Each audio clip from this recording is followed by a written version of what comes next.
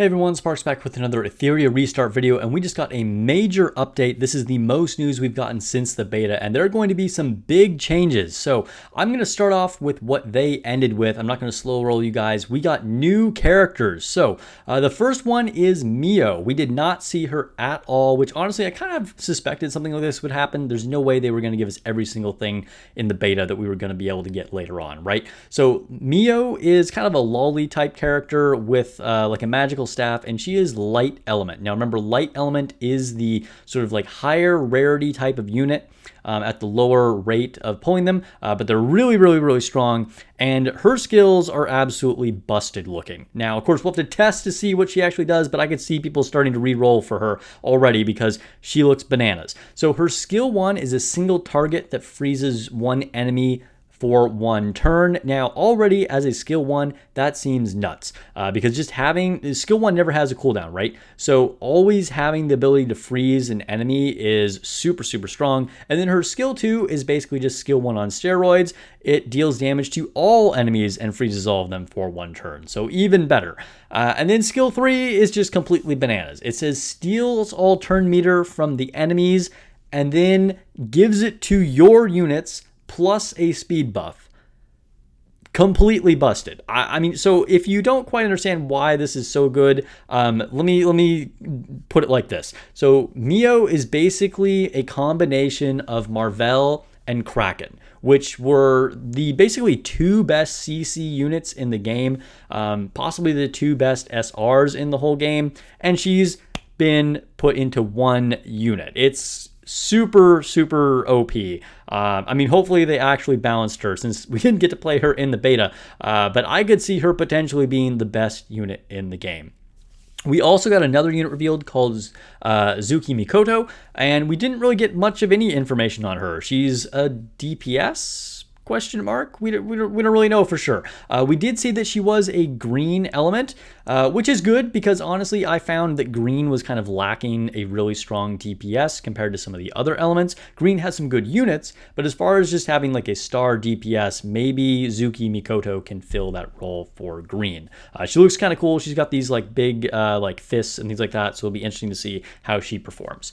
Also, additional information on Hoyon. So we didn't have Hoyon in the final beta, but she was included in an earlier test, and they were kind of secretive about her, just like kind of giving us hints, but basically they said she can be unlocked by like working together with other players, maybe even in real life. So maybe she's unlocked by reaching like certain community achievements. I don't know if that means like downloads or playtime, or there's actually going to be things to do out in the real world with some kind of like events or conventions. Who knows? She's also a boss in the game, or at least there's a boss that has her same name. So there's something going on with her in the story. There's actually another unit like this, a red unit. I won't spoil who that is, but there is another unit in the game that is also a boss. So maybe it's a similar situation to that. We don't know. Again, she wasn't in the beta. She looks cool, and we'll just have to wait. I really liked her design, and we'll see exactly how we actually get a hold of her. More information on that coming later, apparently. Okay, so now let's get into just a few more of updates that they're doing to the game for the final launch. So there's going to be no cross-server play at launch, and that's because of staggered reset times. So they're trying to make the resets convenient for whatever the best time is locally, which means people go into new days ahead of some other players. Now, I personally don't like this at all. I get that they're trying to make it convenient for that region, but honestly, I think everyone should just reset at the same time. However, I mean, they did point out that staggered times won't make that much of a difference in the future when the game is more mature, but initially at launch, they're limiting the cross-server play because, of course, people could be like dramatically ahead of you just because they got like another day to play. If you're on day 1 or 2 and they're on like day 3, then, they could be way stronger just because they reset ahead of you by a few hours or something like that. So they're going to be turning off cross-server play at launch and then introduce it later on. Another cool thing that we're getting, PC players will be able to do custom keyboard bindings. That's something that people like to do in all games, so cool that we're going to have that here in Etheria as well. A few more updates here. So pity count does carry over to different banners. This is something that some people were concerned about. Now, honestly, it would have been pretty lame if it didn't carry over.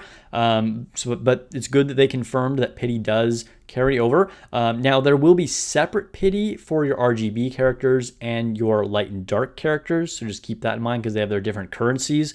But their respective pities will carry over to the next banner of that type. So good that pity carries over.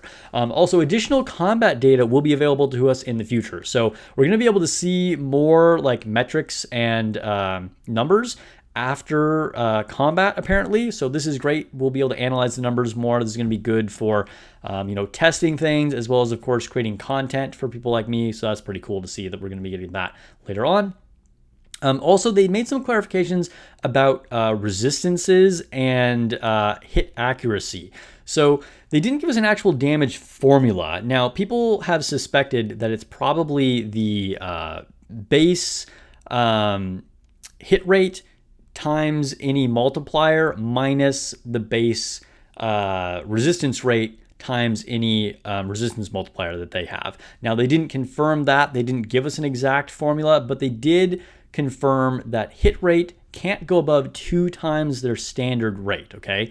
Also, hit rate can't go below half of whatever its original probability was. So there are some kind of like bumpers on there to keep things, somewhat in a range. Also, all resistances start at a minimum of 10%. So that means that equipment can't really go beyond 90% or won't be effective beyond 90%. So more technical information on there on how the hit accuracy works in combat. So that's pretty cool to see. Again, it can make us think about our builds more educatedly in the future. Also, energy acquisition will be faster than it was in the beta. I personally don't like the energy system at all, but it's good that we're going to be getting energy faster to be able to do more things. The more we get, the better. They also showed us the union versus union mode. So in the beta, we had the cooperative union mode where you could fight a raid boss, which was pretty cool, but they didn't have any competitive union mode. So they did show us what the PvP will look like for unions. It's going to be kind of a territory control thing, takes place on this really big map. I presume you're going to be able to like take control of the area by like fighting the other enemy's squad. Or maybe you'll need multiple people to fight multiple teams. Who knows? It's a very big map, so maybe this takes place over like the course of like a week or something like that. I don't know, but I'm really excited for it. By the way, I am recruiting for my union, so if you want to join a active, at least semi-competitive union, let me know. Link to my Discord in the description below as well. So hit me up. Let me know if you want to join a strong union. Oh, also, right at the end here, before I forget, there is going to be a new code at launch that will be active. They didn't tell us exactly what this would give us, what type of rewards would be redeemed for, but it is Etheria 0605. So write that down so you can redeem that right away. Also, I will be streaming right away at launch, which will be 3 a.m. California time for me, but I will be streaming at launch, trying to do as much as I can in the first day. So make sure you subscribe to the channel so you don't miss that and future Etheria news and guides as well. All right, guys, I will catch you guys on stream.